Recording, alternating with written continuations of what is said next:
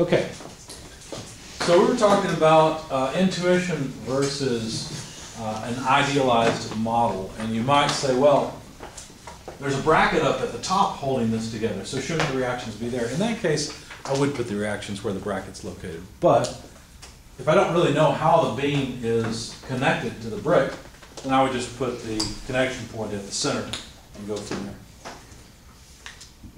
So we always have to give everything a name, either a magnitude and direction, or give it a name for an unknown that's going to appear in an equation. All right, so what sorts of reactions are appropriate? Well, that depends on the type of connection. So in chapter 5, unfortunately I don't have it in the slides, but there is a really nice table. Let me find it for you. I think it's 202. It's not one of the numbers I remember. Maybe it is. Let's see. It's 202 and 203. Well, maybe so. Let me go there. At least that's what it is in my book. My book has been wrong before. No, you're right. You got it. That's what I'm looking for. Thank you. 202, 203 are pages that deserve a tab in your book because you're going to wonder about this quite a bit as you're working homework and learning statics in this class. So if you don't have a tab, I'd highly recommend tear off a little piece of paper and put it there until you can get a tab that sticks on. And this is just a small subset of what's in this table. So notice that the purpose of these rollers here is to actually eliminate any force along the incline. The only direction force can apply is in this direction. You probably know this if you've ever gone roller skating. Anybody a good roller skater in here? I'll put my hand down because I'm not. I've got a friend who can do all the fancy, she uses rollerblades and she'll skate backwards and twirl and all this stuff. Like, I'd fall on my face just getting on those things, you know? I'm an engineer, not a jock. But think about it. What those skate wheels do is they cause force to only be applicable in the vertical direction, right? And to get some horizontal force, you've got to turn the skate to the side and push with it to get some friction, don't you? Okay. So that's what's going on here. If we saw a support reaction like this, or support like this, we draw a reaction perpendicular to the surface, okay? Because that's the only direction the force can be. Now you might say, okay, these wheels have a little bit of drag in them, so couldn't there be some force along the incline? Yes, but we're idealizing things, okay? All right, this is a pin joint.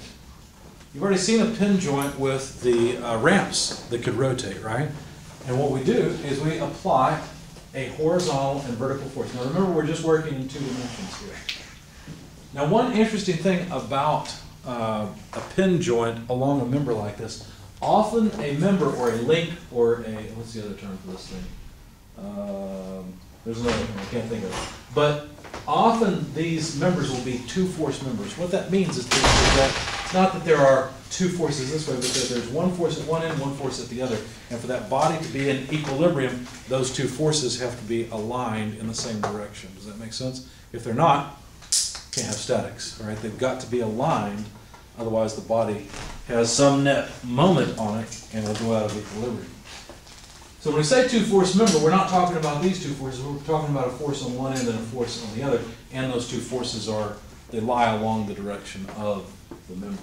But what we'll do is we'll break up the force at this end into 2 components. Now, one interesting thing you've got to be careful about, if it's a 2 force member, the sum of these 2 forces have to lie along the member, okay? So that's a constraint you'll see later on when we work some problems. That's a constraint that often will appear and may not be your first intuitive suspicion, okay, until you get used to this.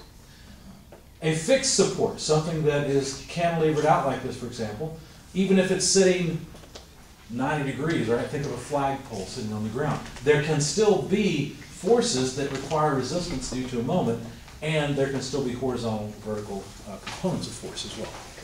So notice in 2 dimensions, we have 3 separate things. We have 2 forces and 2 force directions and 1 moment direction, 1 twisting direction.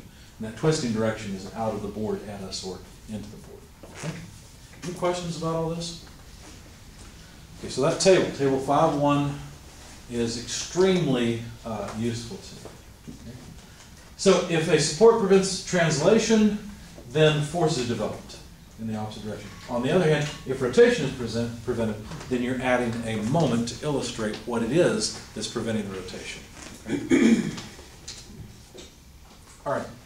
So I think we have enough information to go through an example, but as you know, I don't go through the examples in the slides or in the text. I prefer to work examples from the back section of the book.